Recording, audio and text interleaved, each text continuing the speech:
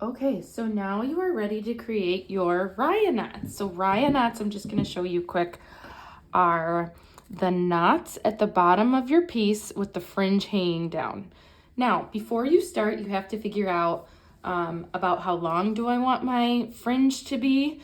If you're not sure, I would make it too long, because once your piece is totally finished, you can always trim the bottom and give it a little haircut. But you will need to decide, which yarn you want to do, how big you want your Rya knots to be. You can do some different fun things. You can do different colors, like do red over here and blue here, yellow on the end. You can also take multiple yarns and kind of, put them together, put the pieces together so that you have a mix of different types of yarn hanging down. For learning purposes, I'm just going to make this really simple and just do some basic Rya knots. But I have the coolest trick that I just recently learned in order to speed up the time it takes to cut all of the yarn needed for the Rya knots.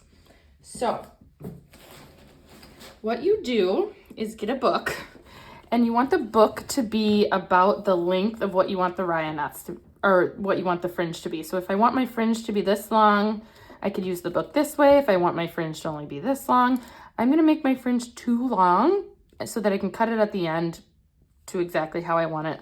And I can decide that once the piece is done. So open the book, put the end of your yarn in. I'm gonna take the yarn and just wrap it around the book a bunch of times.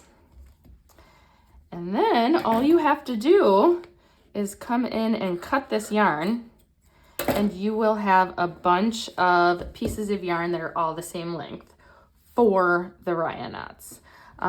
So if this is the length of yarn I have when we do the Rya knots, this will be the length of the fringe roughly.